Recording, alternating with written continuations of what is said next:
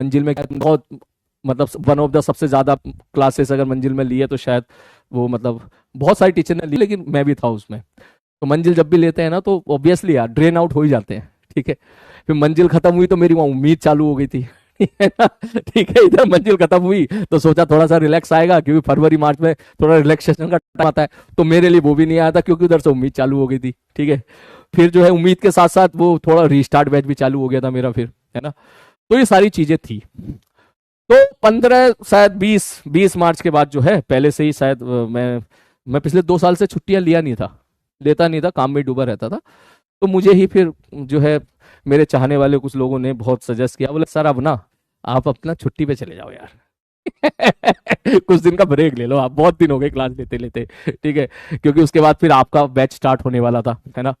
तो मैंने कहा चलो ठीक है। तो 15-20 दिन निकले, 20-17-18 दिन निकले, ठीक है। अब 18 दिन में 2-3 दिन तो वो ईद पे मैं ईद उसी दौरान पढ़ ली थी, तो घर पे चला गया था। अब 15 दिन मिले, मैंने कहा 15 दिन में कहाँ जाऊं, जाऊं तो कहाँ जाऊं, ठीक है। अब मैं बैठ के सोच रहा हूँ, ठीक है, कहाँ जाऊं, ठीक है। तो मैंने सोचा चलो यार फॉरेन चलते हैं भाई साहब, कोई एक ट्रिप फॉरेन की लगन जो है कोशिश करते हैं। भाई मैंने 2-3 जगह बात करी, उन्होंने बोला कि 2-2 महीने पहले वीजा अप्लाई करना पड़ता है, 3 महीने पहले अप्लाई करना पड़ता है। एक जगह बात बनी, फिर उन्होंने बोला पासपोर्ट भेजो, तो फिर मेरे को याद आया कि मेरा पासपोर्ट तो मेरे पास है ही नहीं, खो गया, मिल ही नहीं रहा है। पूरा घर छान मारा, मैंने कहा यार ये तो गड़बड़ हो गई भाई, पासपोर्ट ही नहीं मिल रहा, पता नहीं कहाँ है, कोटा में है, यहाँ पर है, कहाँ पर है, खो गया, पता नहीं क्या हुआ। मैंने कहा यार अब क्या करूं मैं, ठीक है। तो फिर कह रहे यार अब एक काम कर सकते हैं, मैं ऐसे सर्च कर रहा था यार ट्रैकिंग पे चलते हैं। फिर किसी ने मुझे बोला कि नेपाल में पासपोर्ट की जरूरत नहीं पड़ती है, वोटर आईडी से भी काम चल जाता है। भाई साहब मेरे पास वोटर आईडी भी नहीं है। ना वोटर आईडी है ना पासपोर्ट है, मर गया। अब क्या, तब तक मैंने मन बना लिया था। मैंने कहा कहाँ जाना चाहिए, ठीक है। तो फिर बोला ट्रैकिंग पे जाना चाहिए।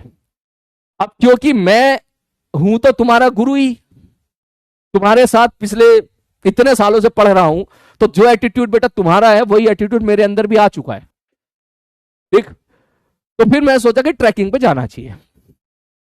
तो जब ट्रैकिंग पे जाना चाहिए तो मैं सोचा कौन सी ट्रैकिंग पे जाऊं, वहां पे देखा ले भाई साहब यूट्यूब पे देखा, कम से कम 20-50 तरह की ट्रैकिंग आ गई उस पे गूगल पे।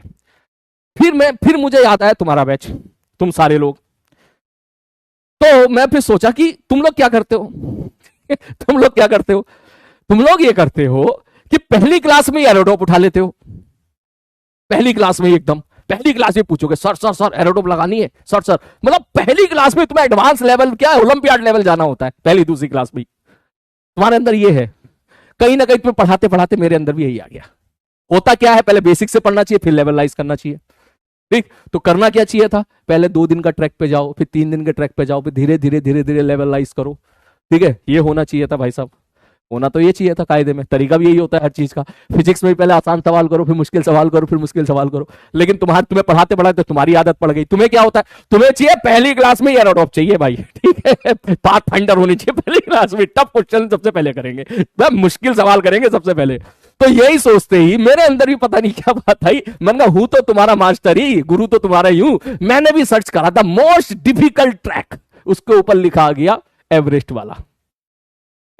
मैंने कहा अब तो मैं यहीं जाऊंगा चाहे कुछ भी हो जाए, ठीक है। चाहे कुछ भी हो जाए, ठीक। उसमें लिखा है साफ साफ कि भैया 3-4 महीने की आपकी फिजिकल एक्टिविटी होनी चाहिए। गेम्स में ही नहीं खेला, दौड़ा भागी बिल्कुल नहीं है, ठीक है। सांस की प्रैक्टिस करके आना है, मैंने कहा वो भी नहीं है, ठीक है। मतलब सिंपल लाइक जैसे एरोडोप होता है ना, बेसिक क्लियर होना चाहिए, फॉर्मूला याद होने चाहिए, क्लास के नोट्स क्लियर होने चाहिए, उसके बाद एरोडोप लगाने चाहिए। मगर तुम्हें ये सब याद कुछ नहीं होता, ना बेसिक क्लियर होता है, ना क्लास के नोट्स क्लियर होते हैं, ना फॉर्मूला याद होते हैं, और सीधा उठा लेते हो एरोडोप। सेम कहानी मेरे ऊपर, मैंने कहा ठीक है सेम, मैंने भी सबसे मोस्ट टिपिकल का मैंने भाई साहब उठा, मैं अब तो इसी पे ही जाना, चाहे कुछ भी हो जाए, चाहे कितनी हालत खराब हो जाए। भाई साहब डिसीजन पूरा ले लिया, ठीक है। बात उत करके बुकिंग भी कर ली, बाद में पता चला पासपोर्ट ही नहीं है। मैंने कहा यार अब कैसे होगा, ठीक है। फिर उन्होंने बोला कि भाई साहब जो है हाँ, फिर दिल्ली से काठमांडू की फ्लाइट जाती है। तो भाई साहब उन्होंने मना कर दिया, उन्होंने कह दिया नहीं नहीं यहाँ पे तो नहीं जा पाओगे आप यहाँ से। तो उन्होंने बोला अब वोटर आईडी होनी चाहिए। मैंने देखा वोटर आईडी भी नहीं है, अब क्या करें, ठीक है। हवाई जहाज से तो जा नहीं सकते, ठीक है, वो अलाउ ही नहीं है, ठीक है। फिर अब क्या करूं, फिर मैं सोच रहा हूँ क्या करूं क्या करूं, ठीक है, वोटर आईडी भी नहीं है, ये भी नहीं है, लेकिन जाएंगे जरूर चाहे कुछ भी हो जाए। तो कैसे हम गए, ये सब मैं बताऊंगा आपको नेक्स्ट क्लास में।